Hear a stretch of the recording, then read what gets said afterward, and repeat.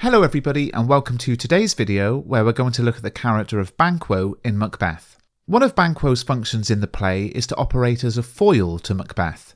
A foil is a character who contrasts another character, usually the protagonist, to highlight certain things about them.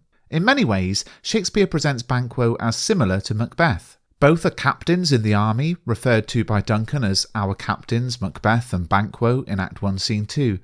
Both are brave warriors, as explained by the sergeant in the same scene, who tells of how they were as cannons overcharged with double cracks. Both are well respected. In Act 1 Scene 4, Duncan refers to Banquo as noble, the same word used 2 scenes earlier to describe Macbeth. However, where the characters really differ is in their actions following meeting the witches in Act 1 Scene 3.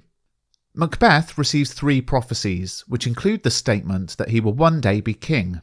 And Banquo receives one prophecy that although he won't be king himself, his descendants will be. The witches prophesy to both Macbeth and Banquo, but Banquo is sceptical and wary, telling the witches that he does neither beg nor fear your favours or your hate. Macbeth's reaction is different. When the witches prophesy he will one day be king, Banquo asks Macbeth, "Why do you start?" meaning, "Why are you so startled?"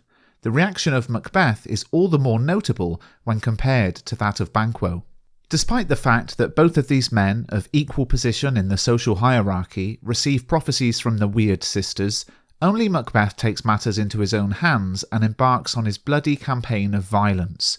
Banquo doesn't succumb to the prophecies in the same way as Macbeth, because he doesn't have the same hamartia or fatal flaw. See my character analysis video on Macbeth for more about that. It appears that Banquo is not ambitious in the way that Macbeth is. Shakespeare's source material for the play was Holinshed's Chronicles, a history book in which there is a retelling of the true story of King Macbeth of Scotland. But Shakespeare's play differs from Holinshed when it comes to the character of Banquo, who in the source material was part of the plot to kill the king. Shakespeare alters this in his own play to paint Banquo in a more positive light, possibly because it was believed that King James I was a descendant of Banquo. Remember, Banquo's prophecy was that his descendants would be kings. Shakespeare's own king was said to be one of these. In this light, Banquo would have to be presented in a sympathetic manner by Shakespeare. However, there is another way to look at the character of Banquo. In Act 2 Scene 1, Banquo asks his son Fleance to take my sword. He admits he does not want to go to sleep because of the cursed thoughts he's been having. What are these cursed thoughts? Well, a few moments later, Banquo informs the newly arrived Macbeth, "I dreamt last night of the 3 weird sisters." When we put all this together, could it be that Banquo gave his sword to Fleance because he couldn't trust himself not to do something evil with it? Shortly after the murder of King Duncan, Banquo remarks that Macbeth has it all now, but fears that he played most foully for it. This is an acknowledgement that Banquo suspects Macbeth. But why does Banquo not sound the alarm? Why does he not raise objections or even refuse to support the new king like Macduff does? A line in the previous act gives us a good idea. In Act 2 Scene 1, Macbeth tells Banquo that he should cleave to my consent, meaning stay loyal to me, and when the time comes it will work out well for him. Banquo's response is very vague, and he simply says that so long as he loses no honour by doing so, he will. So Banquo believes he stands to gain from Macbeth's position as king, and this is perhaps why he keeps his thoughts to himself about the evil act his friend has committed.